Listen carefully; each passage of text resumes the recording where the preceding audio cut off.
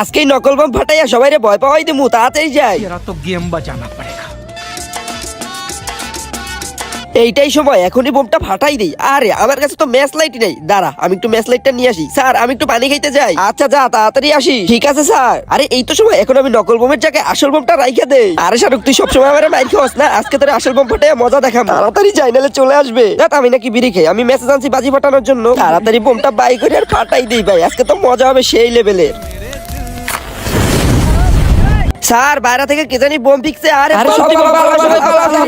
আরে বোম কই কই বোম, আমি তো দেখতে পারতেছি না। আরে স্যার নিচের দিকে দেখেন।